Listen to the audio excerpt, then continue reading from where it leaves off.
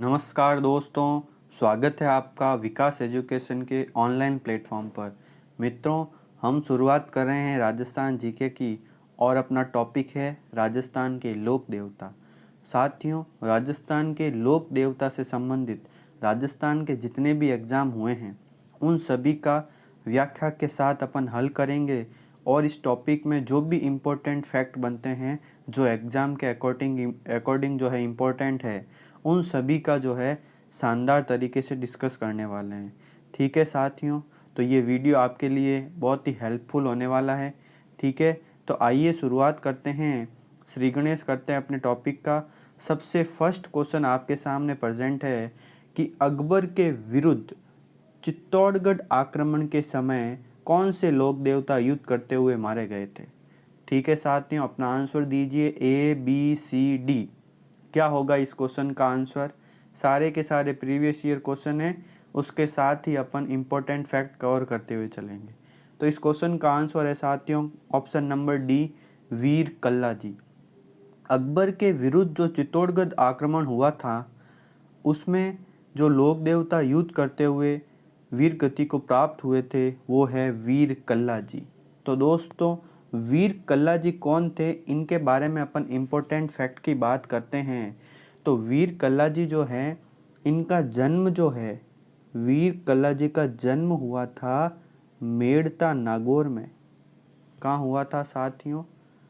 मेड़ता नागौर में वीर कल्ला जी का जन्म हुआ।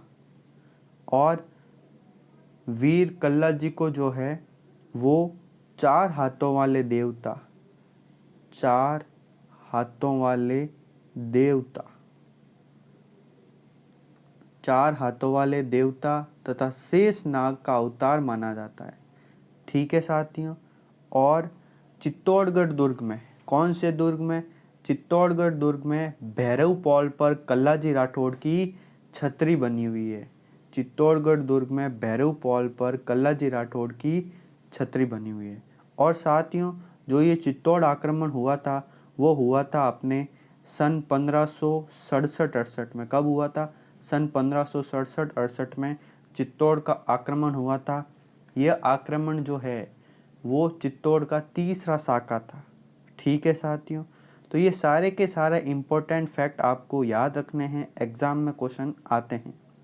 नेक्स्ट आगे बढ़ते हैं क्वेश्चन नंबर 2 की तरफ। आपके सामने है कि राजस्थान के किस लोक देवता के माता व पिता का नाम हंसा देवी व लोहट जी था? हंसा देवी व लोहट जी था। तो दीजिए अपना आंसर ABCD, कौन सा ऑप्शन होगा दोस्तों? इसका राइट आंसर है ए, जाम्बोजी। जाम्बोजी लोकसंत जो है, इनके माताजी का नाम हंसा देवी और पिताजी का नाम क्या था दोस्तों? लोहट जी था। अब जाम्बोजी जो है ये नागौर के पीपासर गांव में इनका जन्म हुआ था। कहाँ हुआ था दोस्तों? नागौर के पीपासर गांव में तो इनका जन्म हुआ। और जाम्बोजी जो है ये पवार वंशीय राजपूत थे और इन्होंने 29 नियम दिए थे। जाम्बोजी ने कितने नियम दिए थे? 29 नियम दिए थे। और ये विश्नोई संप्रदाय के लोक संत माने जाते हैं दोस्तों जाम्बोजी। और जाम्बोजी के बारे में क्या कि जाम्बोजी ने बीकानेर के समराथल धोरों में जो है विश्नोई संप्रदाय की जो है स्थापना की थी। ठीक है, ये हो गया अपने जाम्बोजी के बारे में फैक्ट। फिर बात कर रहे हैं साथियों क्वेश्चन नंबर 3 की कि लोक देवता तेजाजी महाराज का पवित्र तीर्थ स्थल बांसी दुगारी कहाँ स्थित है? जल्दी से अपना आंसर दीजिए साथियों कि लोक देवता तेजाजी महाराज का, लोक देवता तेजाजी महाराज का पवित्र तीर्थ स्थल बांसी दुगारी कहाँ स्थित है? ABCD, कौन सा आंसर होगा? जल्दी से आंसर दीजिए। देखिए इस क्वेश्चन का आंसर होगा आपके ऑप्शन नंबर बी। कौन सा? Option number B, Bundi. Bundi इसका राइट आंसर है। ठीक है, बूंदी में क्या हुआ दोस्तों? यहाँ पर तेजाजी जो है वो सहरिया जनजाति के, कौन सी जनजाति के? सहरिया जनजाति के लोकप्रिय देवता के रूप में विख्यात हुए। और अब पढ़ते हैं तेजाजी के बारे में इम्पोर्टेंट फैक्ट। दोस्तों, मैं जो भी इम्पोर्टेंट फैक्ट बता रहा हूँ उनसे एग्ज़ाम में क्वेश्चन आ रखे हैं, तो ध्यान से इसको सुने। तेजाजी को जो जन्म हुआ था ना, तेजाजी का जन्म हुआ था वो हुआ था आपके खडनाल नागौर में। कहाँ हुआ था साथियों? तेजाजी का जन्म हुआ था खरनाल नागौर के अंतर्गत। और तेजाजी के बारे में इम्पोर्टेंट बात यह है कि इनकी पत्नी का नाम था पेमल दे, ठीक है। और पेमल दे की एक सखी थी जिसका नाम था लाछा गुजरी। क्या नाम था साथियों? लाछा गुजरी। इनकी धर्मपत्नी की जो सखी थी, सहेली थी, उनका नाम था लाछा गुजरी। और तेजाजी जो है इस लाछा गुजरी की गायों को बचाते हुए जो है अपने प्राणों का बलिदान देते हैं साथियों। क्या है स्टोरी? तेजाजी जो है इन लाछा गुजरी की गायें बचाते हैं मेर के मीणाओं से। मेर के मीणाओं से। मेर के मीणा जो हैं वो इनकी गायें जो हैं कहाँ ले जाते हैं? आमेर ले जाना चाहते हैं। तो फिर तेजाजी जो है इनकी गायों को छुड़ाते हैं और तेजाजी को सुरसरा गांव, कौन सा गांव? सुरसरा गांव। कौन सा गांव साथियों? सुरसरा गांव। सुरसरा गांव पड़ता है आपके ब्यावर अजमेर में। कहाँ पड़ता है? ब्यावर अजमेर में यह गांव पड़ता है। यहाँ पर नाग के डसने से जो है वो तेजाजी जो है वीर गति को प्राप्त हुए थे, ठीक है साथियों। तेजाजी को जो है वो गायों के मुक्तिदाता व नागों के देवता कहते हैं। और तेजाजी के पुजारी क्या कहलाते हैं साथियों? तेजाजी के पुजारी कहलाते हैं गोडला।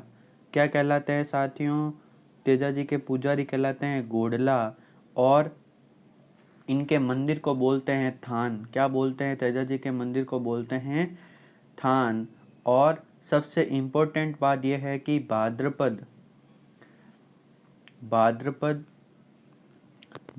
शुक्ल दशमी को परबतसर तहसील नागौर में, कौन सी तहसील? परबतसर तहसील नागौर में तेजाजी का प्रसिद्ध पशु मेले का आयोजन किया जाता है। ये बातें आपको ध्यान में रखनी है। तेजाजी जो है उनको काला और बाला के देवता भी कहा जाता है। तेजाजी को काला और बाला के देवता भी कहा जाता है। तो ये सारे इम्पोर्टेंट फैक्ट आपको तेजाजी के बारे में ध्यान में रखने हैं।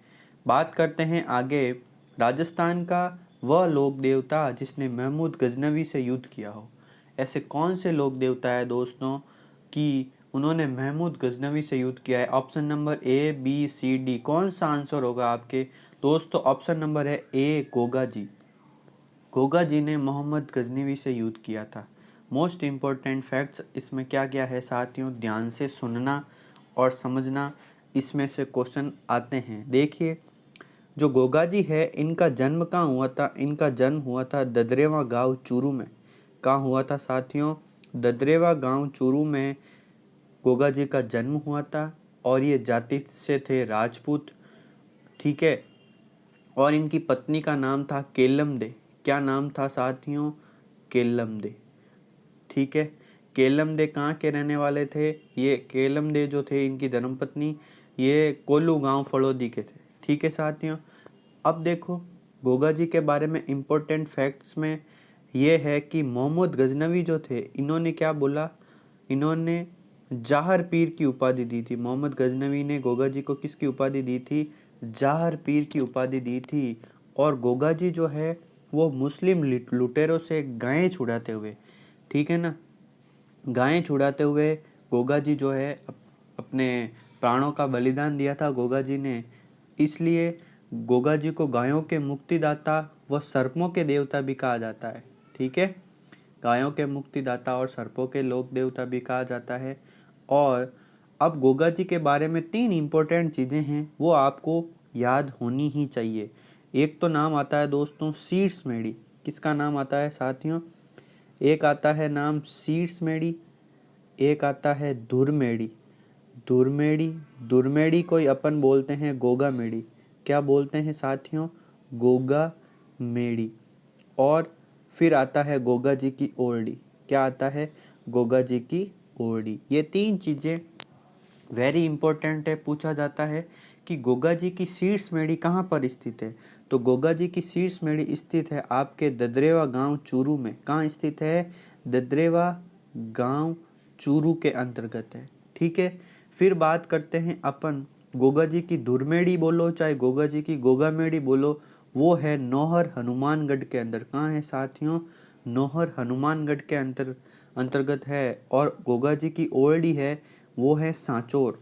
सांचौर के अंदर पड़ती है साथियों किल्लोरियों की ढाणी। किल्लोरियों की ढाणी के अंतर्गत जो है वो गोगा जी की ओल्डी है जालोर में। ठीक है, तो ये तीन चीज़ें बहुत ही इंपॉर्टेंट है, आपको ध्यान में रखना है। शीर्ष मेड़ी है ददरेवा चूरू, धूर मेड़ी या गोगा मेड़ी है नौहर, और ओल्डी है सांचौर जालोर के अंतर्गत। ठीक है, अब साथियों जो ये गोगा मेड़ी है ना, इस गोगा मेड़ी का निर्माण किसने करवाया था? इस गोगा मेड़ी का निर्माण करवाया था फिरोज शाह तुगलक ने। फिरोज शाह तुगलक ने इस गोगा मेड़ी का निर्माण करवाया था। और इस गोगा मेड़ी की आकृति मकबरा नुमा है, और इसके ऊपर जो है, इसके बाहर जो है बिस्मिल्लाह अंकित किया गया है। ठीक है, और गोगा मेड़ी का जो वर्तमान स्वरूप है ना, वो वर्तमान स्वरूप किसने बनवाया है? वो बनाया है बीकानेर के महाराजा गंगा सिंह ने। किसने बनाया है? बीकानेर के महाराजा गंगा सिंह ने जो है वो वर्तमान स्वरूप दिया है। ये सारी की सारी बातें गोगा जी के बारे में अगर आप याद रख लेते हो ना, तो साथियों आपके एग्ज़ाम में जो है वो क्वेश्चन क्लियर हो सकता है। ठीक है, अब मैंने सारे के सारे इंपॉर्टेंट फैक्ट कवर करने की कोशिश की है। और जो गोगा जी की घोड़ी है उनको बोलते हैं गोगा बप्पा। क्या बोलते हैं? गोगा बप्पा। और गोगा जी की जो ध्वजा है वो सफ़ेद रंग की होती है। और इनके जो गोगा जी के मंदिर जो होते हैं, उनका जो मंदिर है वो वृक्ष खेजड़ी के नीचे होता है।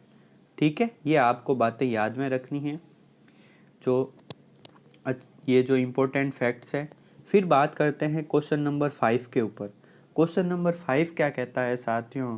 क्वेश्चन नंबर 5 कहता है कि गायों की रक्षा में अपने प्राण न्यौछावर करने वालों में कौन प्रसिद्ध है? गायों की रक्षा में अपने प्राण न्यौछावर करने वालों में कौन प्रसिद्ध है? जल्दी से अपना आंसर दीजिए साथियों। ऑप्शन नंबर ABCD कौन सा आंसर होगा? देखिए, गोगा जी जो हैं इन्होंने भी गायें छुड़ाई थी मुस्लिम लुटेरों से। तेजा जी ने लाछा गुजरी की गायें छुड़ाई थी, और पाबू जी ने भी छुड़ाई थी। तो इसका ऑप्शन नंबर D आंसर होगा। अब दोस्तों गोगा जी और तेजा जी के बारे में तो अपन समझ चुके हैं, इनके बारे में जान चुके हैं। अब बात करते हैं पाबू जी के बारे में, कि पाबू जी के बारे में इम्पोर्टेंट फैक्ट क्या है। ध्यान से सुने और समझें साथियों। पाबू जी जो है इनका जन्म कहाँ हुआ था? इनका जन्म हुआ था कोल्लू गांव फलोदी में हुआ था। कहाँ हुआ था? कोल्लू फलोदी में। ठीक है, और पाबू जी के बारे में क्या है? पाबू जी जो है इनके पिताजी का नाम था धांधल राठौड़, और माताजी का नाम था कमला दे, और इनकी पत्नी का नाम था सुप्यार दे, जिनको फूलन दे के नाम से भी जाना जाता है। ठीक है, अब पाबू जी जो हैं इनको लक्ष्मण का अवतार माना जाता है। किसका अवतार माना जाता है? लक्ष्मण का अवतार माना जाता है पाबू जी को, लक्ष्मण का अवतार। ठीक है, और मारवाड़ में ऊंट लाने का श्रेय किसको है? मारवाड़ में ऊंट लाने का श्रेय किसको जाता है? वो पाबू जी को जाता है। और ये ऊंट बीमार होने पर जो है वो पाबू जी की फड़ का वाचन किया जाता है, और ऊंट की बीमारी का इलाज हो जाता है। ठीक है साथियों, अब देखो और इम्पोर्टेंट फैक्ट क्या है, ध्यान से सुनना और समझना, कि जो ऊंट पालक जाति होती है, ऊंट पालक जाति, उसको क्या बोलते हैं? राइका या रेबाड़ी। क्या बोलते हैं? राइका या रेबाड़ी। ये होती है आपके ऊंट पालक जातियाँ। और जो भोपा व भोपन होते हैं साथियों, वो क्या करते हैं? पाबू जी की फड़ का वाचन करते हैं। क्या करते हैं? पाबू जी की फड़ का वाचन करते हैं। और ये वाचन करने वाले कौन होते हैं? या तो नायक, या इनको बोलते हैं आयड़ जाति। क्या बोलते हैं? आयड़ जाति। नायक या आयड़ जाति वाले लोग जो हैं वो रावण हत्या वाद्य यंत्र के साथ, कौन से वाद्य यंत्र के साथ? रावण हत्या वाद्य यंत्र के साथ पाबू जी की फड़ का वाचन करते हैं। इम्पोर्टेंट बात नंबर 1 ये है कि नायक या आयड़ जाति के जो भोपा व भोपन होते हैं वो रावण हत्या वाद्य यंत्र के साथ पाबू जी की फड़ का वाचन करते हैं। पहली बात ये। दूसरी बात ये याद रखनी है साथियों, कि राइका या रेबारी जाति जो होती है, जो ऊंट पालक जाति होती है, राइका या रेबारी जाति, ये क्या करती है? माठ वाद्य यंत्र के साथ। कौन से वाद्य यंत्र के साथ? माठ वाद्य यंत्र के साथ। माठ वाद्य यंत्र के साथ पाबूजी के पवाड़े गाते हैं। क्या गाते हैं? पाबूजी के पवाड़े। पाबूजी के पवाड़े गाते हैं। तो ये इम्पोर्टेंट बात 2 हो गई आपके सामने कि रायका या रेबाड़ी जो है ये जाति माठ वाद्य यंत्र के साथ पाबूजी के पवाड़े गाते हैं। और नंबर 3 ये है कि थोरी जाति। कौन सी जाति साथियों? थोरी जाति जो है वो सारंगी वाद्य यंत्र के साथ। कौन सा वाद्य यंत्र यूज लेते हैं? सारंगी वाद्य यंत्र के साथ यश गाती है पाबूजी के। पाबूजी के क्या गाती है? यश गाती है। तो ये चीज़ें पाबूजी के बारे में आपको ध्यान में होनी चाहिए। और पाबूजी के बारे में ये है कि पाबूजी का जो मेला लगता है उस मेले में क्या करते हैं? थाली नृत्य किया जाता है। क्या कौन सा नृत्य किया जाता है? पाबूजी के मेले में थाली नृत्य किया जाता है। अब पाबूजी के बारे में क्या स्टोरी है इसके बारे में थोड़ी सी चर्चा कर लेते हैं साथियों कि यह गायों की रक्षा करने में अपने प्राण न्यौछावर किए थे। तो इसकी क्या स्टोरी है? देखिए साथियों, एक देवली चारनी नाम से थे जिनकी गायें थी। उनकी गायें छुड़ाने के लिए पाबूजी अपने ही बहनोई जींजराव खींची से संघर्ष करते हुए वीर गति को प्राप्त हुए थे। जींजराव खींची इनके बहनोई थे और इन्हीं से संघर्ष करते हुए अपने प्राणों का बलिदान दिया था। इनसे जो है ये देवली चारनी की जो गायें हैं वो छुड़ाने के लिए गए थे। और पाबूजी की घोड़ी का नाम क्या था? केसर कालमी। क्या नाम था? केसर कालमी। ये याद रखना आपको दोस्तों, पाबूजी की घोड़ी का नाम केसर कालमी था। ठीक है। और पाबूजी को गायों के मुक्तिदाता, पाबूजी को ऊँटों के देवता और पाबूजी को प्लेग रोग निवारक देवता भी कहते हैं। और पाबूजी के रक्षक की बात आती है कि पाबूजी के रक्षक कौन थे? तो आपको नाम में याद रखना है हरमल और चांदा डेमा। ये पाबूजी के रक्षक हैं। पूछ लिया जाता है हरमल और चांद डेमा। ठीक है। अब दोस्तों पाबूजी की हत्या जो है इनके ही बहनोई जींजराव खींची ने कर दी थी। तो इसका बदला, पाबूजी की जो हत्या का बदला किसने लिया था? इनके ही भतीजे थे रूपनाथ। इनके ही भतीजे कौन थे साथियों? वो थे रूपनाथ। और रूपनाथ जी को अपन बोलते हैं जरड़ा जी। इन्होंने इनका बदला लिया था जींजराव खींची से। और रूपनाथ जी को हिमाचल प्रदेश में बालकनाथ बोला जाता है। क्या बोला जाता है? बालकनाथ। तो ये सारी चीज़ें इम्पोर्टेंट है दोस्तों। ठीक है, आपको ध्यान में रखनी है पाबूजी के बारे में। आइए नेक्स्ट क्वेश्चन पे बात करते हैं कि सांतु गांव में किस लोक देवता का विशाल मंदिर है? तो सांतु गांव में फत्ता जी का विशाल मंदिर है। और ये सांतु गांव जो पड़ता है वो आपके पड़ता है जालोर में। कहाँ पड़ता है साथियों? जालोर में पड़ता है। ये सारे प्रीवियस ईयर क्वेश्चन है साथियों। ठीक है। फिर बात करते हैं अपन राजस्थानी लोक गीतों में गाए जाने वाले नेतल का भरतार। क्या नेतल का भरतार किस लोक देवता के संदर्भ में है? दीजिए अपना क्वेश्चन का आंसर साथियों। ABCD क्या होगा? आंसर होगा अपने option number C, Ramdev ji. ठीक है। नेतल का भरतार जो लोकगीत है वो किन के संदर्भ में गाया जाता है? रामदेव जी के संदर्भ में गाया जाता है साथियों। अब बात करते हैं रामदेव जी से संबंधित इम्पोर्टेंट फैक्ट की। इम्पोर्टेंट फैक्ट क्या है कि इनका जन्म जो है उंडू काश्मीरी सिव तहसील बाड़मेर में इनका जन्म हुआ था। और ये जाति से थे राजपूत, तंवर राजपूत थे। ठीक है।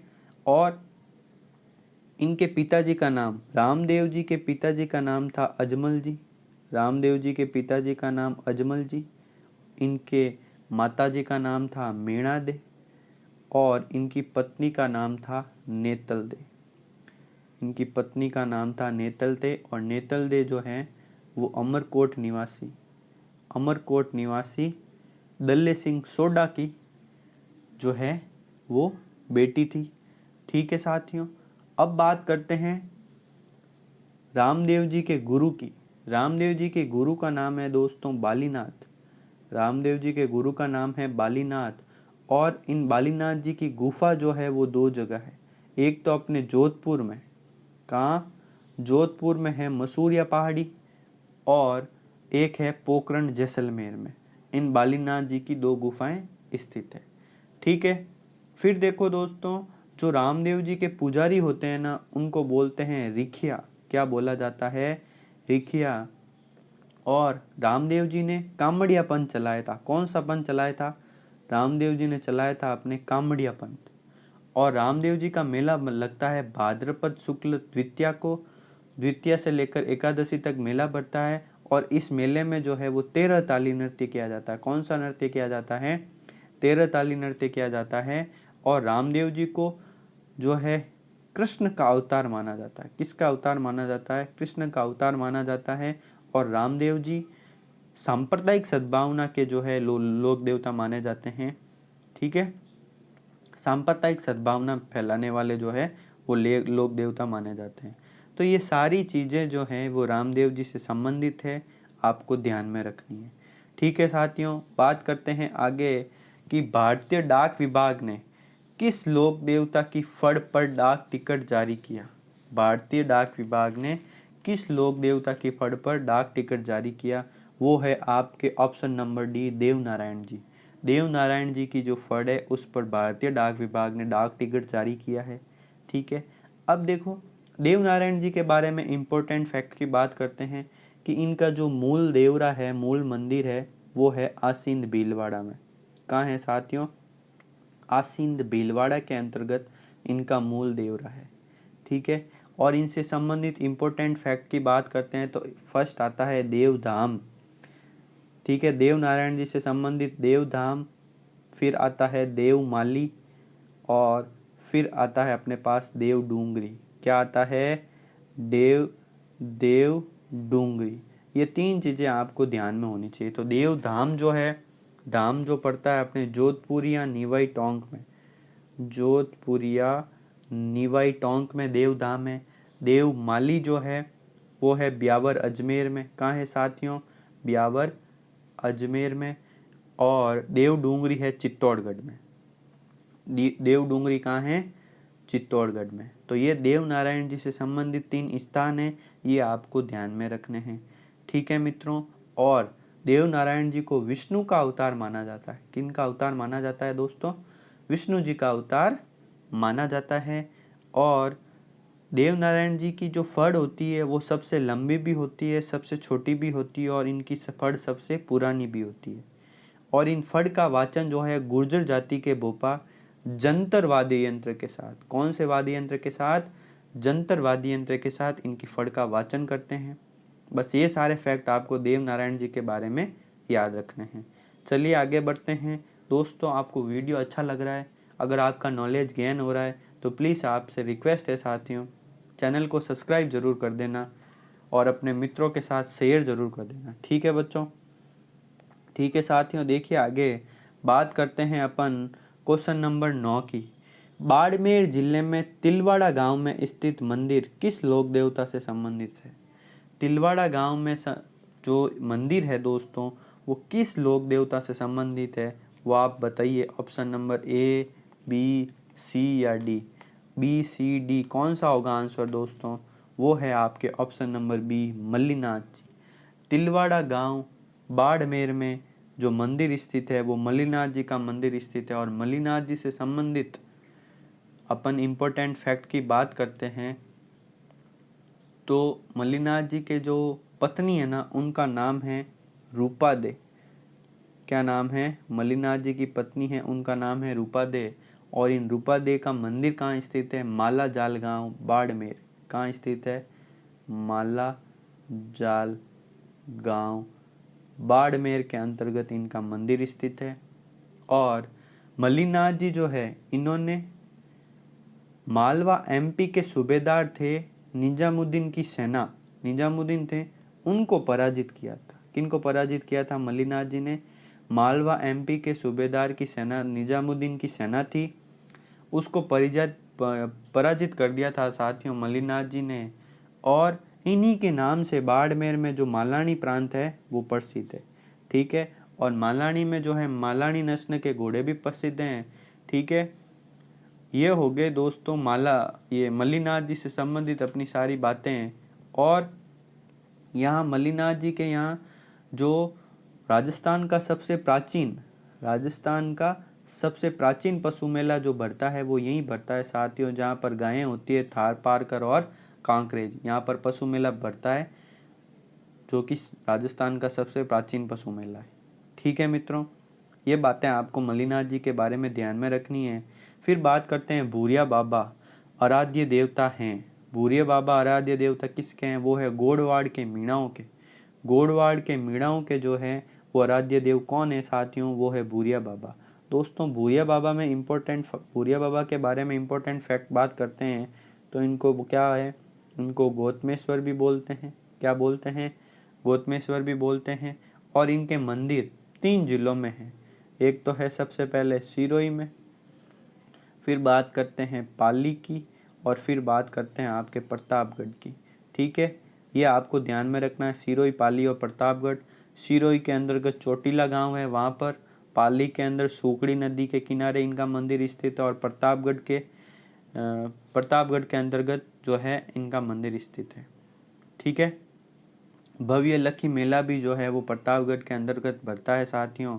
और जो मीणा जो होते हैं वो इन भूरिया बाबा की जो है वो झूठी कसम नहीं खाते हैं, और ये गोड़वाड़ के मीणाओं के जो हैं वो लोक देवता माने जाते हैं। ठीक है मित्रों, अब बात करते हैं देवनारायण जी का मुख्य मंदिर कहाँ स्थित है। आपने डिस्कस कर लिया है आसिंद भीलवाड़ा में इनका मूल देवरा जो है मुख्य मंदिर कहाँ स्थित है?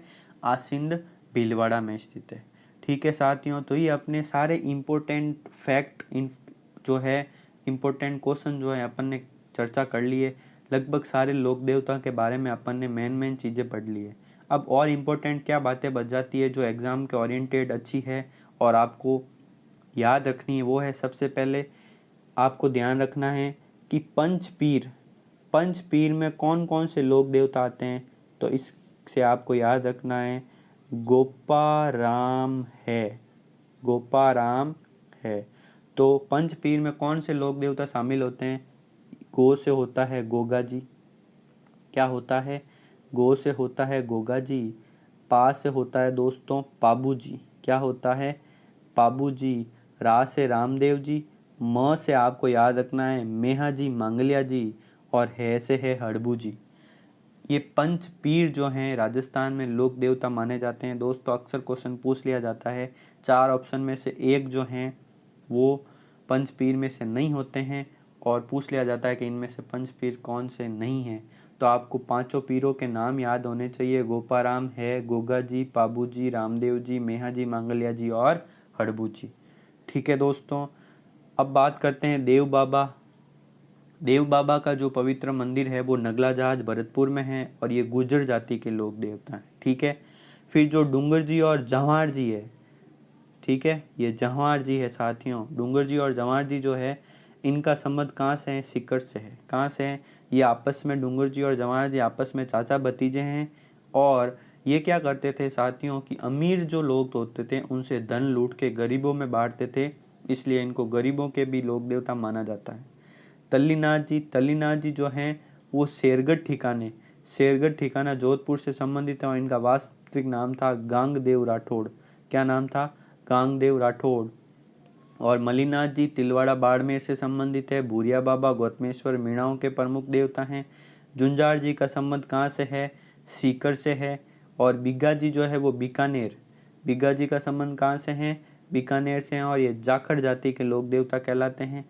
फिर बात करते हैं इल्लो जी को बोलते हैं छेड़छाड़ के देवता। क्या बोला जाता है? छेड़छाड़ के देवता। और मामदेव जो है वो बरसात के देवता कहलाते हैं। पनराज जी जैसलमेर से संबंधित हैं। कल्ला जी के बारे में अपन पढ़ चुके हैं, 4 हाथों वाले देवता जिनको शेषनाग का अवतार माना जाता है, और चित्तौड़गढ़ दुर्ग के भैरव पॉल में इनकी छतरी बनी हुई है। ठीक है, और तेजा जी का मुख्य तीर्थ स्थल है परबतसर तहसील नागौर के अंतर्गत तेजा जी का जो है वो मेला भरता है, पशु मेला भरता है। और गोगा नवमी कब मनाई जाती है? भाद्रपद के कृष्ण पक्ष की नवमी को। ये आपको याद रखना है, कृष्ण पक्ष की नवमी को जो है वो गोगा नवमी मनाई जाती है। तो साथियों, जो लोक देवता से संबंधित जितने भी फैक्ट आज तक पूछ रखे हैं उन सब को मैंने कवर करने की कोशिश की है, और प्रत्येक लोक देवता के बारे में अपन ने विस्तार से अध्ययन किया है। ठीक है दोस्तों, अगर वीडियो अच्छा लगा हुआ है तो प्लीज़ चैनल को सब्सक्राइब ज़रूर कर देना और अपने साथियों के साथ शेयर ज़रूर कर देना। ऐसे ही राजस्थान जीके के सारे टॉपिक अपन कवर करने वाले हैं पूरी व्याख्या के साथ। ठीक है साथियों, तो अगर ये पूरा वीडियो आप ईमानदारी से देख लेते हैं तो गारंटी है साहब, आपके एक भी क्वेश्चन जो है इसमें गलत नहीं होगा। ठीक है दोस्तों, धन्यवाद।